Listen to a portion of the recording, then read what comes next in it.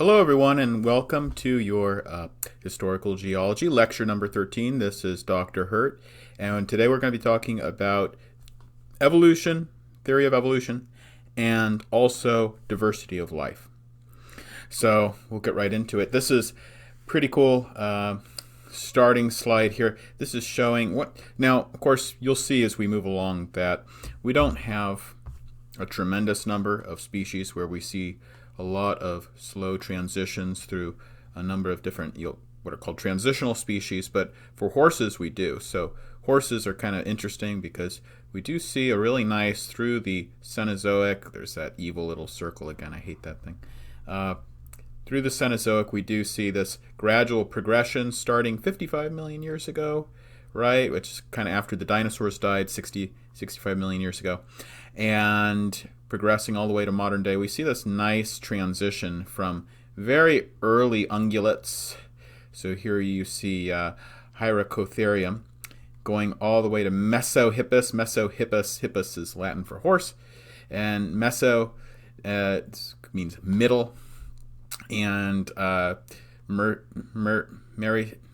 I don't know how exactly you say this one, but Mercihippus and Pleohippus, all to the modern day Equus, right? So we see a really nice transition there. It's one of the few species where we really see that nice kind of gradual transition.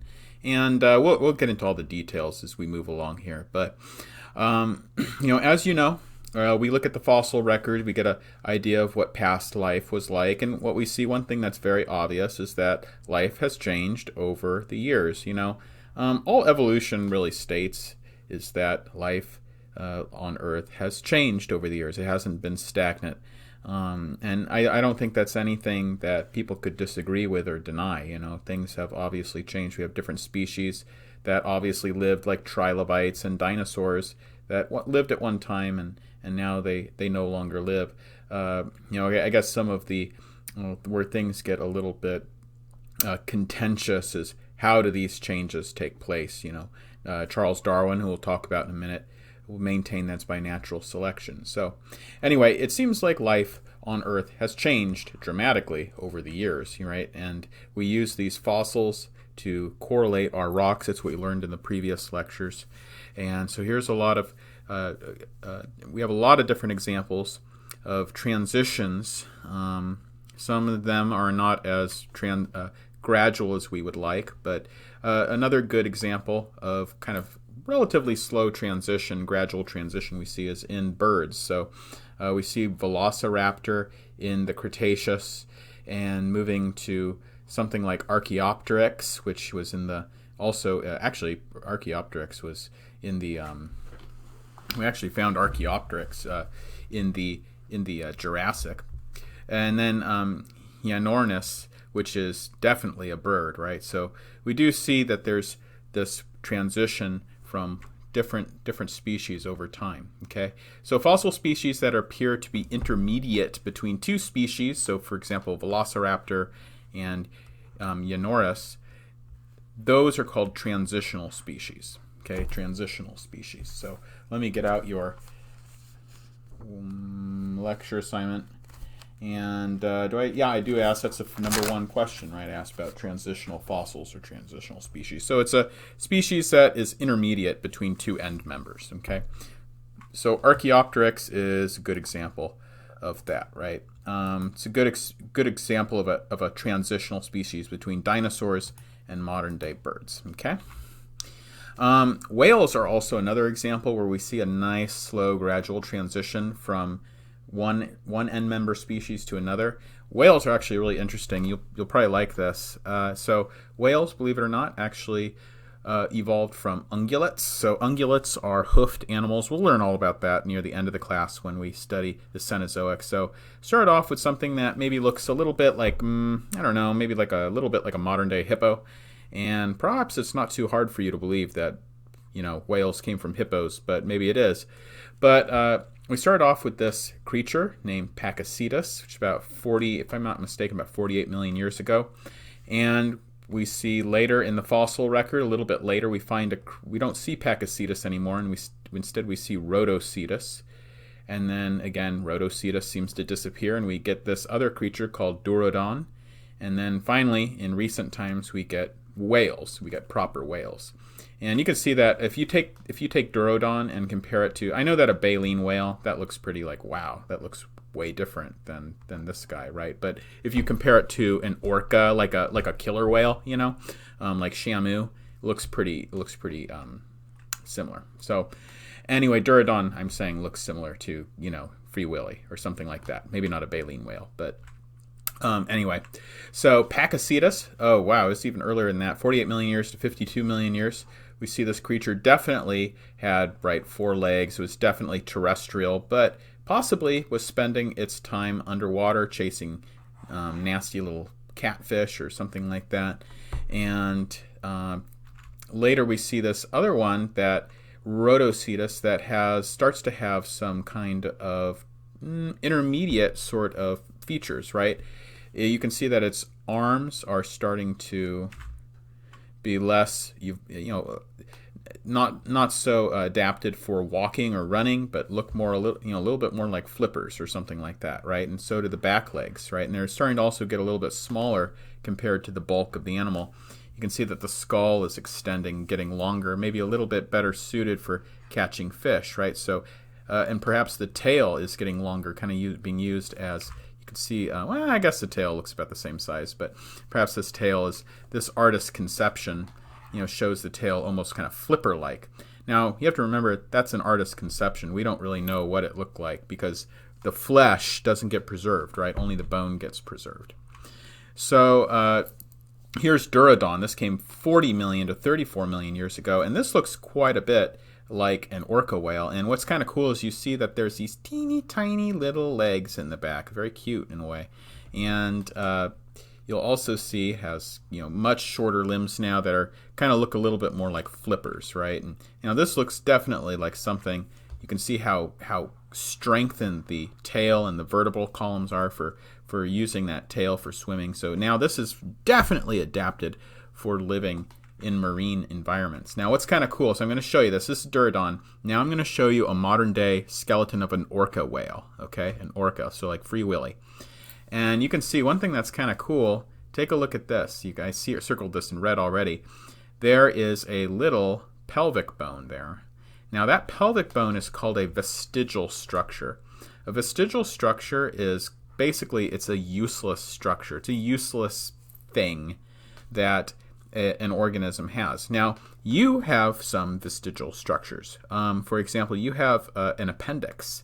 Your appendix, right, does nothing except sometimes it gets infected and blows up and can kill you, actually, or at worst makes you really sick, or you have to go to the hospital and get it taken out. That happens quite a bit. So it really just causes problems, and it doesn't really do anything if you remove it.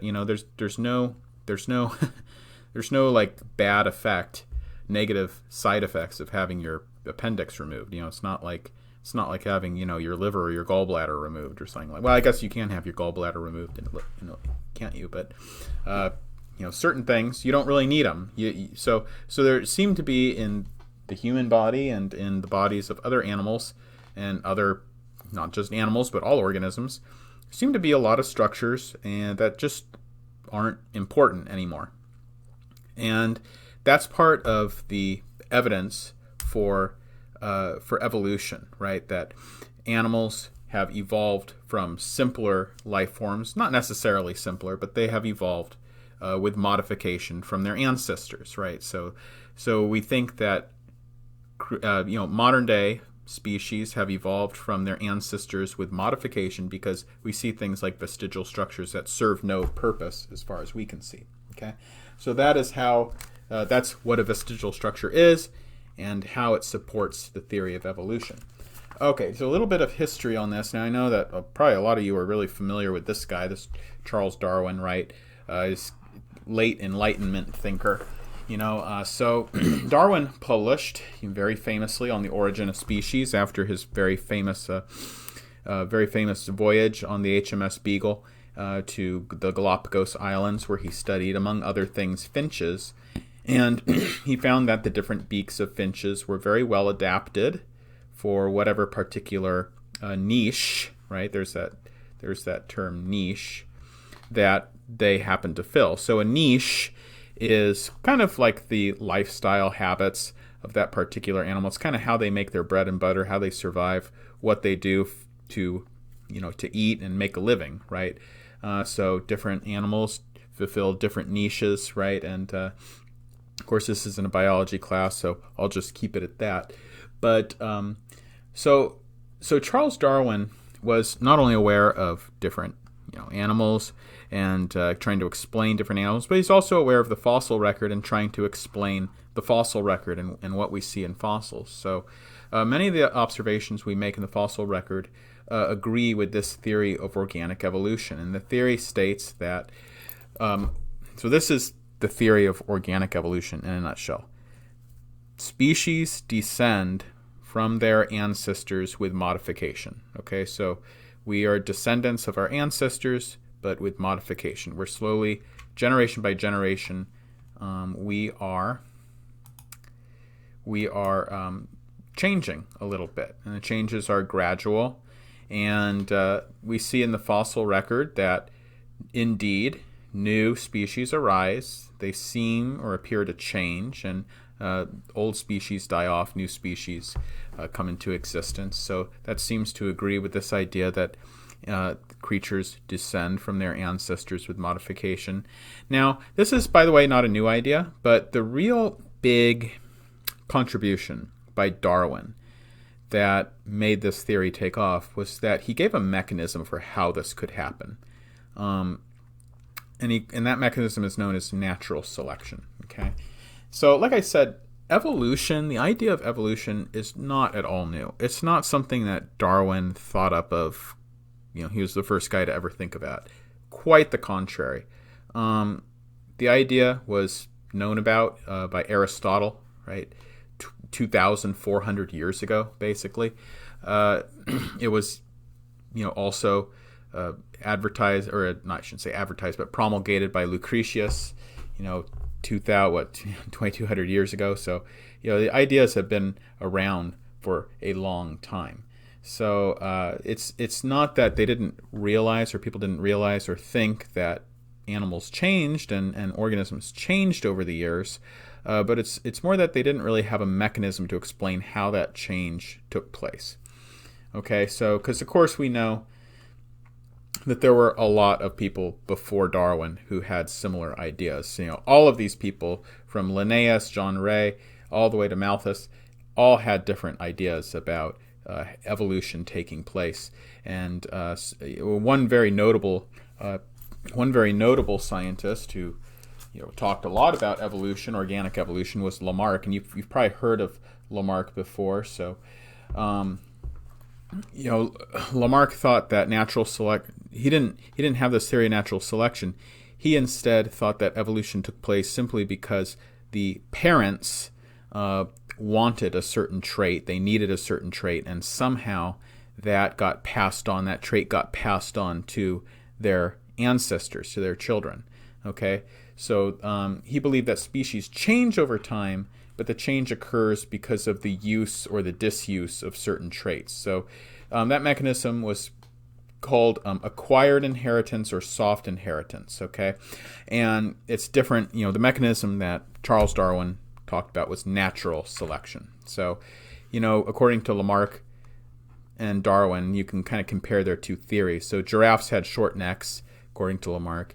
They stretched their necks to try to reach the food, and due to that stretching and that use of those neck muscles and those skeletal components, whatever, somehow that affected the children, so that the children of these giraffes had longer necks, right? So that is in contrast. Now, of course, that theory, we don't think that theory is correct, right? Charles Darwin explained it another way, said that the taller giraffes were more successful. They could eat more, these taller ones, and because they could eat more, the shorter giraffes die off, and only the longer neck giraffes survive, right? And so they go on to reproduce successfully. So Darwin's theory, natural selection, it's all about reproduction. It's all about who can reproduce the best and the most. Okay, a lot of people say it's like survival of the fittest. And that's not really true. If you survive really well, but you suck at reproducing, guess what? You're not gonna be a successful species from the evolutionary standpoint, right? It's all about reproduction. So it's really all about who reproduces and who passes on their genes. That's what natural selection is about. So his revolutionary contribution was not so much evolution. Like I said, evolution, the idea of evolution, species changing over time, had been known for thousands of years. But it's natural selection. He really, for the first time, kind of gave the theory of evolution some teeth, a way of defending itself and showing that, yes, this is how evolution can take place. So it's by natural selection. Okay. So again, natural selection in a nutshell, it just means that in a population there's always variation. Okay, some of those traits, the variation of those traits, bequeaths a better adaptation to the environment. Those particular individuals with that trait, they survive better, they go on to reproduce better, and eventually those traits get passed on to the descendants. Okay, and so that's how species change over time. So, for example, let's say you have a population of these beetles, and there's variation in the color. Some beetles are green, some beetles are more brown. So this might be stable for a while, but a new predator arrives, and that new predator loves green beetles. So what's going to happen? Well, eventually, green beetles are going to become less and less and less common as they get predated by whatever crow or bird or whatever is eating them, and these brownish, goldish beetles are going to become more prevalent. And eventually, the species is going to change, the population is going to change, and it's going to be it's not going to be a new species per se, but it's going to be a new population, a different population than the one that it had descended from, right? So this happens 1,000 times, 100,000 times, 10,000 times. The idea is over time, this beetle will become so different from previous generations, it'll effectively become a new species. So that's the idea in a nutshell of what natural selection is and how it works. Okay, so it's an interesting theory, and it explains a lot of what we see both in modern day biology, but also explains a lot of what we see in the fossil record. But some things it doesn't explain so well. One thing I wanted to talk about here is variation. So a very important aspect of Darwin's theory is that there's variation, right? So there's variation in traits. This is you actually probably know what these are, these coquina shells. This is a little clam. They're very, very small. And sometimes if you go to the island, to Padre Island, and you watch the waves come in and then the waves go out, sometimes you'll see these little clams digging back into the sand. And they'll dig really fast. You'll try to grab them, but they're very fast digging back into the sand. So those are called coquina clams. And this species, you see there's a remarkable amount of variation in the shells, right? They look all very different. So it just shows you the different variations that exist. And obviously the color and pattern on the shell doesn't seem to be very important for survival because a lot of different colors exist, right? So if you see a lot of variation in a particular trait, it means that that particular trait's just not very important for its survival. So a lot of different, or I shouldn't even say survival, I should say reproduction, right? So it's successful reproduction. So anyway, one important aspect that Darwin could not explain, though, was where does all this variation come from? So, he believed that there's variations. Clearly, they get passed on. People aren't stupid. They realize that variations get passed on from parent to child for many thousands of years. But that was still a mystery, even in Darwin's day, of how's this all get passed on. So when Darwin presented his ideas in the 1880s, 1870s, one problem is that he had a vague understanding of how traits get passed down from offspring. Okay, from the parents to the offspring. Okay, he had basically a vague idea of what's known as heredity. Okay, so we know that parents, right, have a lot in common with their children. Children have a lot in common with their parents, but we also realize that they are not carbon copies. That was something that was, of course, realized Like I said, people aren't stupid. They realized this a long time ago in Aristotle's day. In the days of the ancient Greeks, they wrote about this and understood this. Aristotle was kind of interested in this fact, and he wondered, why don't things like scars and blindness get passed on to children, but other things get passed on? So he was interested in what traits get passed on and why. Of course, he didn't have any answers for that. We had to kind of wait until Father Mendel came, Gregor Mendel, who was a Catholic friar in the kind of living contemporaneously with Charles Darwin.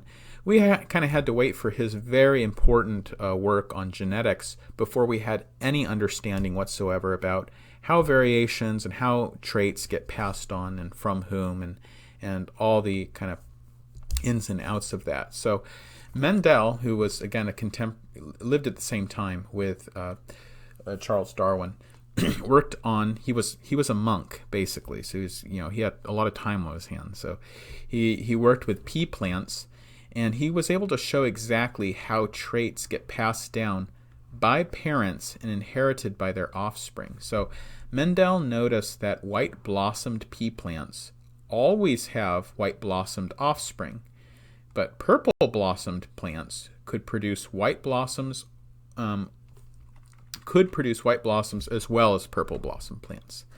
So if he took, this is what he would do. He would take a purple-flowered pea plant and a white flower and crossbreed them. So he would take pollen from one, and put it in the flower of another to pollinate it, right?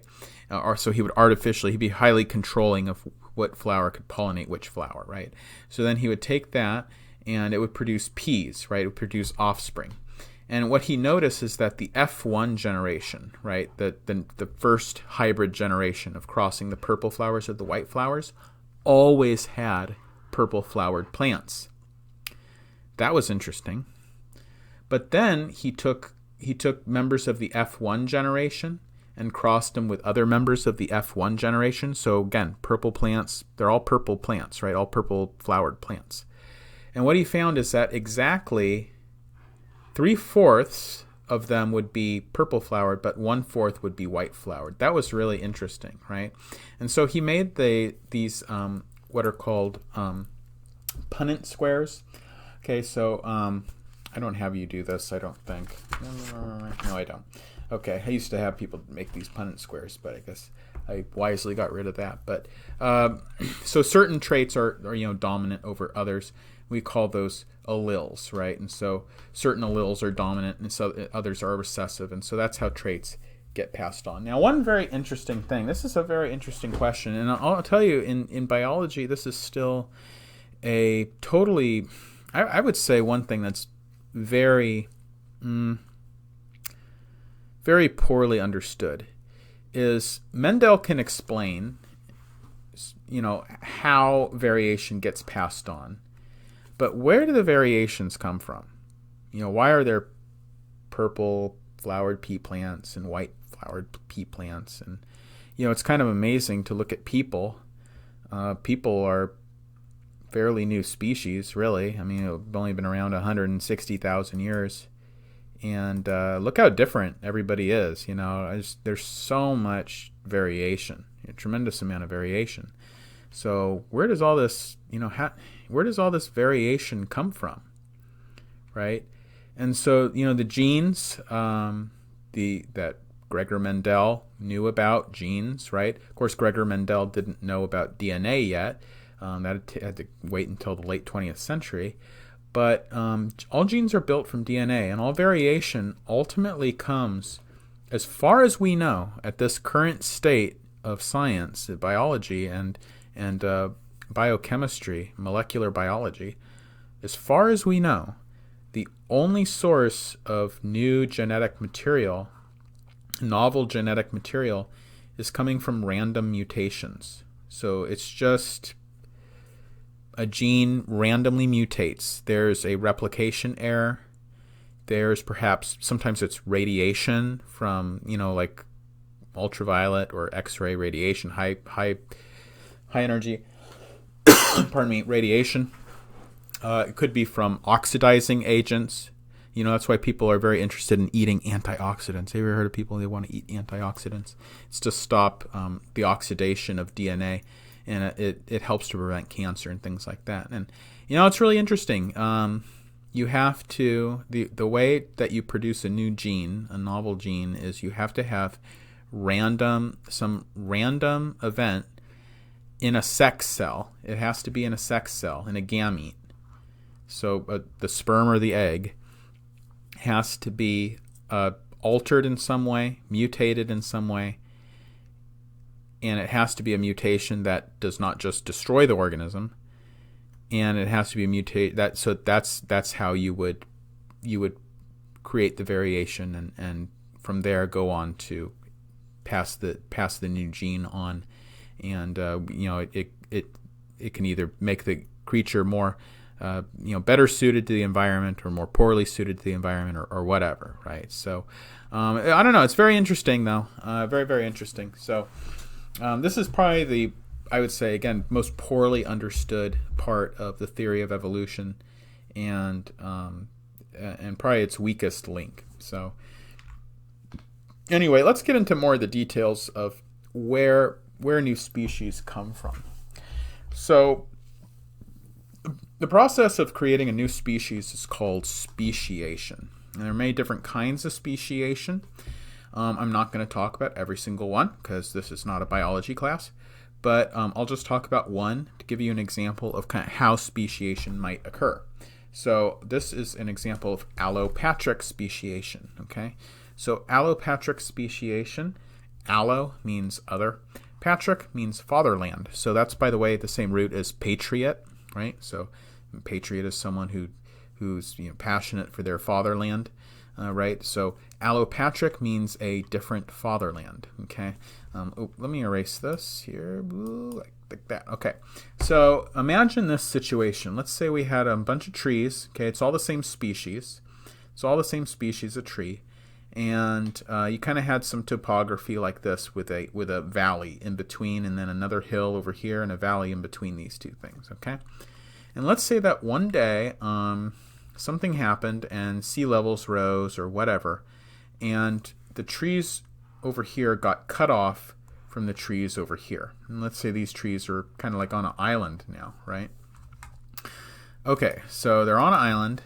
What happens? Well, let's say that the new environment on the island leads to smaller, shrubbier trees being more successful. So whatever the conditions are, I don't know, but smaller, shrubbier versions of this tree are more successful. So you can see that the big ones die off, and smaller ones are more successful at reproducing, and they start to proliferate. Okay, so generation upon generation upon generation, again, gradual changes occur, and you get successively smaller trees being more successful at reproducing, and the population begins to consist entirely, in fact, of small trees. Okay, well, after a while, what happens?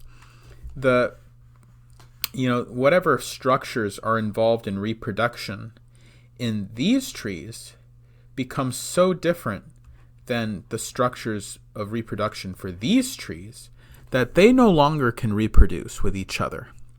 And once there is a barrier to reproduction, and these cannot reproduce with these, that's when speciation really occurs. Okay, it's there can no longer be sharing of genetic material between these two populations, and so the populations will slowly diverge. Okay, and they'll become more and more different. And because they can't share genetic material, so that's actually kind of how species are usually defined. It's a population that they cannot reproduce with any other member outside that population. So, if you can reproduce with something else, whatever, if you can reproduce with it and create viable offspring, that's a member of your species. Okay. So once a population can no longer reproduce fertile offspring, create viable offspring that are fertile, they can go on and pass on the genes. They are said to be a distinct species. So here's a question for you. You might be interested. Great Dane and a Chihuahua. Of course, we know they're both dogs, right? But they're so different. Can they reproduce? What do you think? And That would be the question. Like, are they? And the answer is yeah, they can. So this is a Great Dane Chihuahua mix. I don't know exactly the mechanics of how that all works, but they are able to mate and produce viable offspring. And gosh, it's kind of funny because it really looks like a mix between a Chihuahua and a Great Dane. But anyway, they can mate and they can produce viable offspring, right? So how long, by the way, one thing we're really interested in is how long does this process take? Because we're looking at geologic history. Does this take millions of years or thousands of years or what? And the fact of the matter is that we don't really know exactly. It can take thousands of years.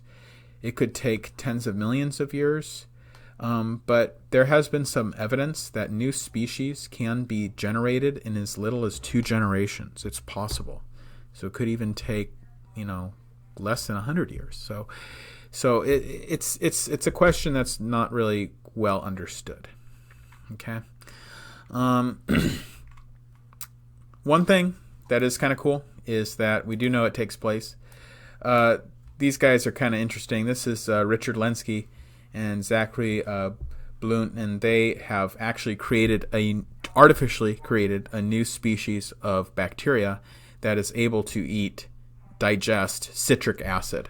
So it took 25 years to do this, but little by little they were able to create by natural selection. They were able to create a new species of bacteria that's able to reproduce, that's able to digest and eat citric acid. Okay, so and they start off with E. coli. Eventually, they got to this new creature, and it took 58,000 generations to do that. 58,000. So imagine if it took you, think about humans. It takes at least 20 years, right, to get a new generation. So you're talking about that would be like 1 million years, right, for that change to have taken place. So I don't know. It's very interesting. Humans haven't been around for 1 million years. Humans only been around for maybe 100 some thousand years. So it's interesting, though. Classification of species. So we're going to kind of switch gears a little bit here. That's kind of like evolution. That's all I'm going to teach you about evolution. And that's my watch. Sorry. Let's get into diversity of life. Okay, diversity of life. So, we classify our species based on the Linnaean system. This is named after Carolus Linnaeus. He established way back in the 1700s a classification system that is still used today. So every species is given a 2-part name. It consists of a genus and a species. So we are Homo sapiens. Okay. By the way, it's not Homo sapien. It is Homo sapiens, just to let you know. And so we're Homo sapiens, and that's Homo is our genus, and sapiens is our species. You'll see other Homos in the course of Earth history, so we weren't the only Homo genus Homo member, but right now we are. So it's kind of interesting to think that at one time there were different species of, I don't know if you could call them human or if they were human. I don't know if you think about them that way, but there were different species of Homo that were quite man-like, quite person-like, human-like. So Carolus Linnaeus organized all the species into a 7-tier hierarchy. So it's a hierarchy, 7 tiers, and organisms are grouped according to shared characteristics. Okay, so here is the hierarchy. This is what you want to know, and this is often memorized with that mnemonic device, King Philip, come out for good soup. Kingdom, phylum, class, order, family, genus, and your species. So kingdom is the widest and the broadest. Okay, and each time you go a jump here, every time you do another jump, it gets more and more exclusive, right? Until you get to the species, which is the most exclusive. Okay. So King Philip come out for good soup. Kingdom, phylum, class, order, family, genus, species. So let's start off looking at kingdoms. Okay, you want to know your you want to know your 6 kingdoms for sure. That's all I ask about that on the test. So make sure you know this. So first of all, we have the prokaryotes, the bacteria, and the archaea. Okay, we don't really know who came first. That's why they're kind of showed equally branching off, and we don't exactly know where protists came from. That's why there's kind of 2 branches that seem to be leading into protists, because nobody really knows. But anyway, bacteria and archaea. You do not have to know the difference between bacteria and archaea. It is, I mean, I know some of the differences, but they make very little sense to me. I'm not a biologist. I'm not a microbiologist. I'm a geologist, so I don't really understand them. You don't have to understand them. But you do have to know that there is a difference and they exist, that there are 2 different kingdoms of microscopic life, bacteria and archaea. And I guess protists, for the most part, are microscopic too. So anyway, these are cells. These are prokaryotes. So prokaryotes are organisms without a nucleus. Okay, they don't have a nucleus. You can see our DNA is just here in the plasma, in the cytoplasm, floating around. So here's some, scanning electron images of different bacteria. Here, archaea. You can't recognize the difference by sight. So unless you're some very talented microbiologists, but they do have in common that they are organisms without a nucleus. Okay, so bacteria and archaea had a common ancestor. We think probably archaea was first, but it's possible bacteria was first. We don't really know. We don't exactly know where the eukaryotes come from, including animals, whether they came from archaea or bacteria. Maybe think it was archaea, and this is showing it being archaea. But again, there's a lot of unknowns here. But there was some common origin of life. Way back here, maybe 4 billion years ago or more, there was this common origin. We don't know what that origin was like. We don't know if archaea or bacteria was first, but at some point, these single-celled organisms came into being. We'll have a whole lecture on origins of life. We'll kind of shine a little bit more light on this question, but there's not much light to shine. We just straight out don't understand this very much at all. But anyway, so there's bacteria. Archaea splits off into eukaryotes. Okay. Now, eukaryotes are organisms that have their cells have nuclei, okay? And it's where the DNA is housed. So the most simple kind of eukaryote is a protist, okay, part of protista. So there are some differences. You don't have to know all these differences, but I just want you to know that eukaryotes have a nucleus, prokaryotes do not. That's enough for this class, okay? So protists are things that are single-celled eukaryotic creatures, okay? Single-celled eukaryotes. They include things such as an amoeba. Maybe you've heard of an amoeba before. A paramecium, like malaria. Has any of you ever heard of malaria, the disease? So it's not a virus. It's not a bacteria. It's a protist, okay? It's a eukaryotic parasite, actually. It has things like stentors, and that's the only one actually I know of here. All these things are totally foreign to me, so I'm not trying to pretend that I know everything about protist biology. I certainly don't, but I do want you to know that they exist, they're around. Here's a man swimming in protists algae. So a lot of algae actually consists of protists. They aren't plants, they are protists, okay?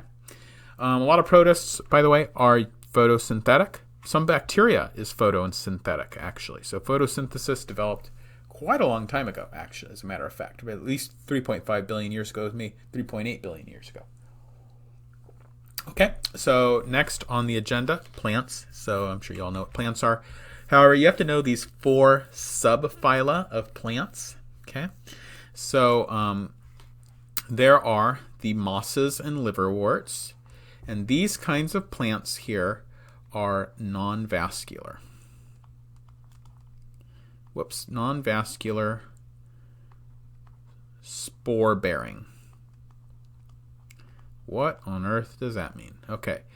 a vascular system, it's the system in plants, actually in animals as well, that moves nutrients and other things around the tissues of the creature. Okay, so your vascular system, you have a vascular system, right? You have blood and veins. You have a respiratory, circulatory system, right? You have a system that moves nutrients around in your body. So you're vascular, right? So mosses and liverworts are not vascular, so they aren't capable of. You've looked at a leaf before and seeing the veins in the leaves, right? And those veins are part of the system, the vascular system of the plant that spreads nutrients around and takes waste products and disposes of them as well. Now, they're also spore-bearing. They have no seeds, so they replicate by spores. Ferns are vascular, spore-bearing. So that means they have no seeds, they have spores, but they are vascular. So that allows them to grow a little bit bigger than mosses do. Mosses have to be basically right in the water or very close to the water to live because they can't move water from the roots. They don't really have roots. They can't, like most trees, they can't move water from the roots in the ground, take groundwater and feed the leaves with that groundwater, right? So it can't do that. Then we have gymnosperms. Gymnosperms are seed-bearing.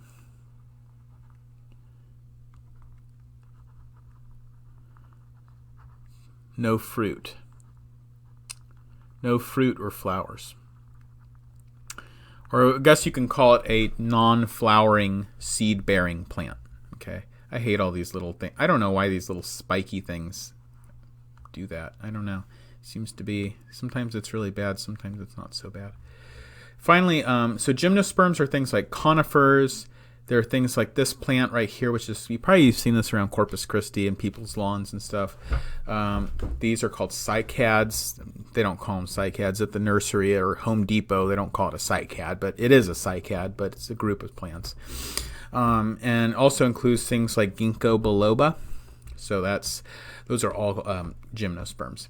So these are things that they're vascular, of course.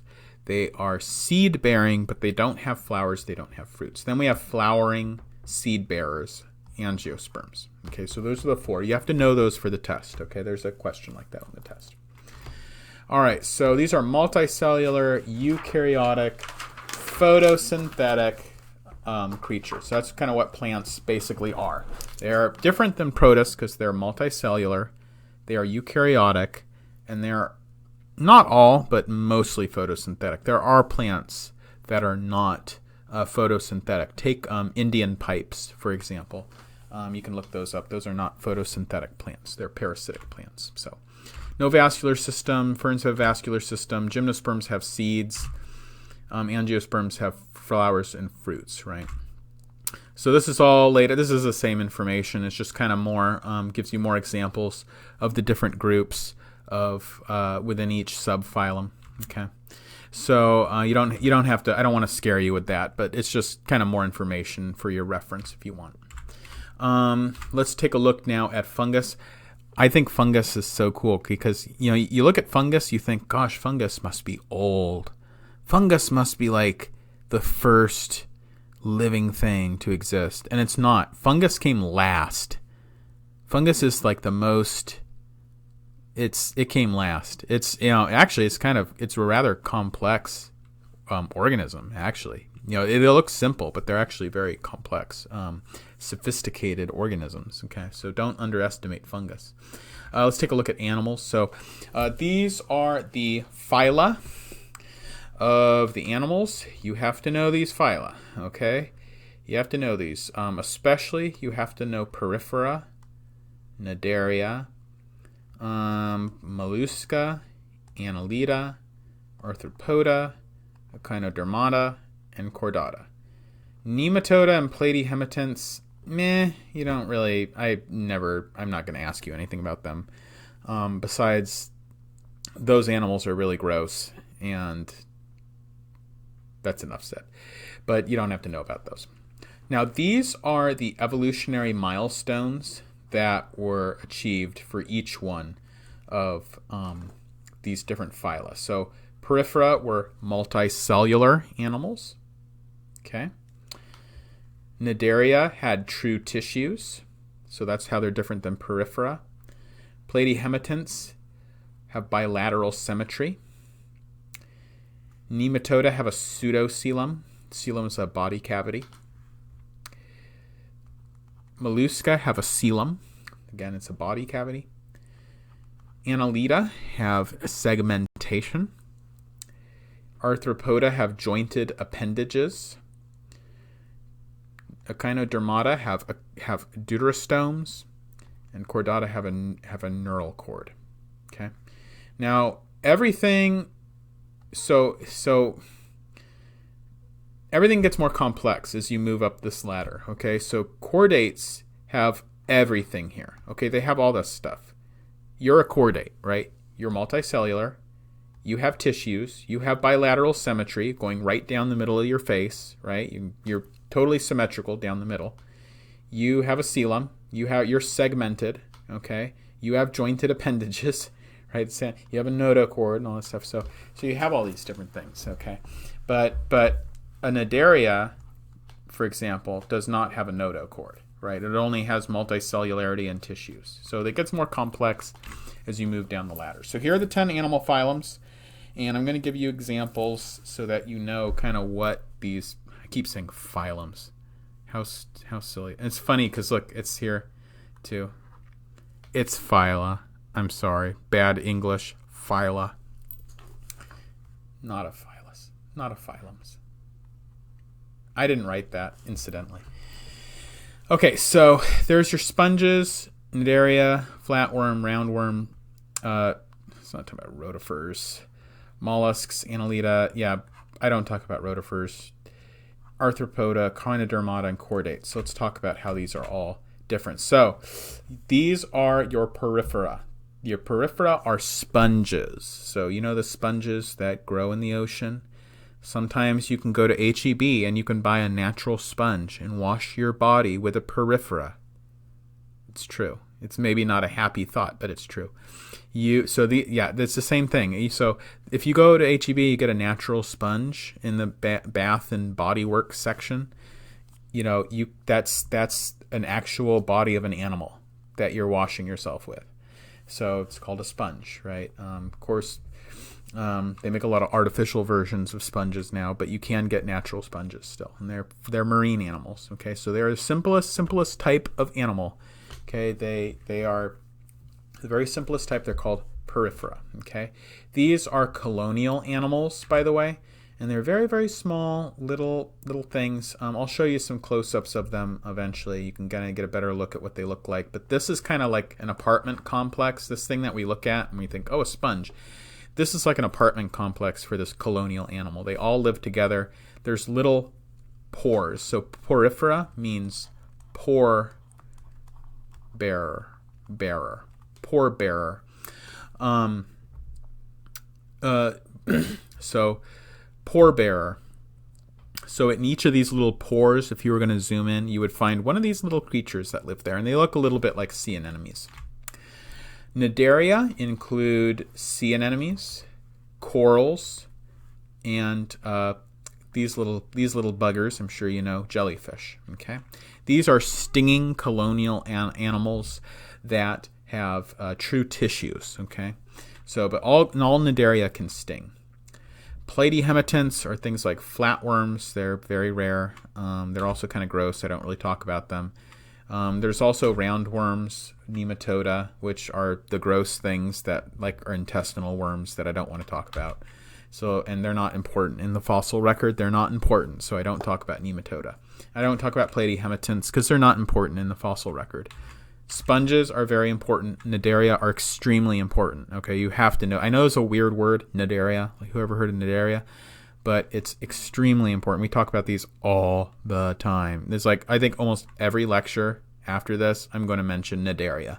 So you have to get used to it. Mollusks are a very successful group, very successful phylum of animals. This includes your bivalves, okay, clams, oysters, scallops, your gastropods, your land snails, whelks, all sorts of marine snails. Okay, it has the brachiopods, the cephalopods, the squids, the cuttlefish, the octopus. All those things are your mollusca. Okay. There's also, isn't that gross? That's real. Something to haunt your dreams. But yeah, there are earthworms that big. But anyway, Annelida, okay, consists of the segmented worms. Okay, so these are earthworms and leeches, are both Annelida.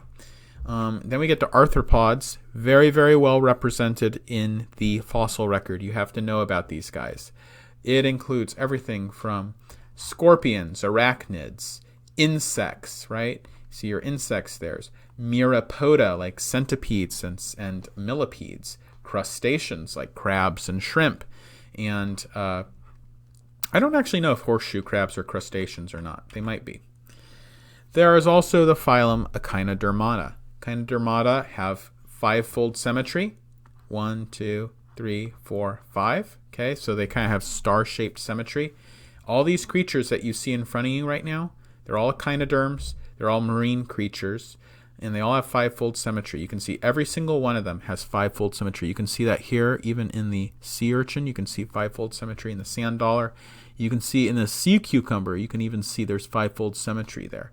In the brittle stars, in the starfish, you can see, of course, five-fold symmetry. Okay, so the last one, not least, is of course the chordates. Okay, so by the way, the way that we organize all these things, we organize them in this. You've probably seen little diagrams like this. This is called a cladogram.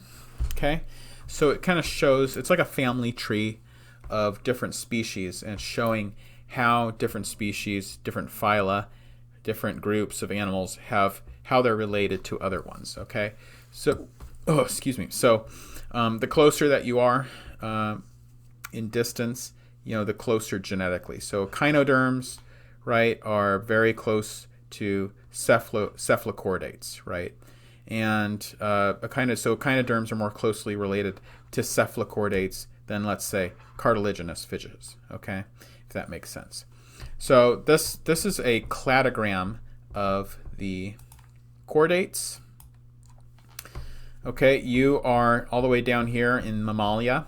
Okay, and we're going to slowly, over time, we're not going to do it today, but we're going to go through all these different, because we're going to see how march of evolution, we get all these different groups of chordates. So, echinoderms are not a chordate, that's a different phyla, but we start with cephalochordates and tunicates. Tunicates, by the way, are sea squirts, and they actually have sea squirts in Corpus Christi Bay, by the way.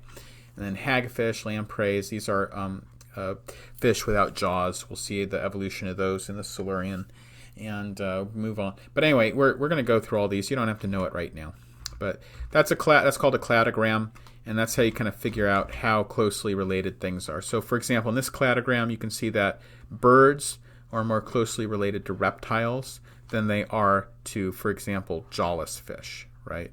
So you can see that there are fewer jumps to get from birds to reptiles than it is to go from birds to jawless fish. So I'm going to ask some questions on the test. You have to actually do this on your number 12, right, in your lecture assignment, interpreting that cladogram. So you're just looking how close the two animals are in relation to each other. Okay, so anyway, I think I got through everything that is on the lecture assignment. So lancets are the simplest type of chordate. So that's actually a chordate. It has a neural cord. Okay. Then we see tunicates. These are sea squirts.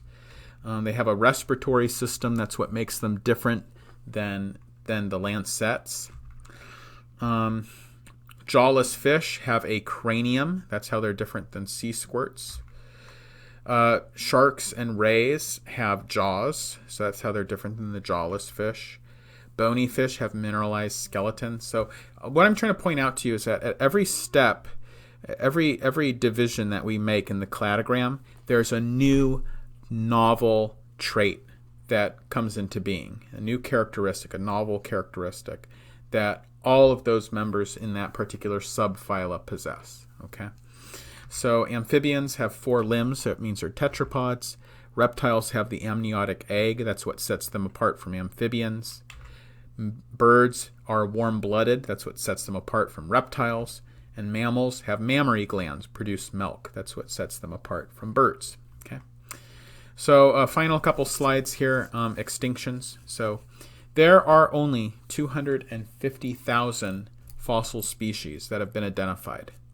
That is a drop in the bucket, because right now there are probably like 10 million species that probably exist right now.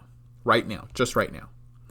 So if there are 10 million species that exist right now, think of how many species must have existed over Earth's history. Probably hundreds of millions or billions, right?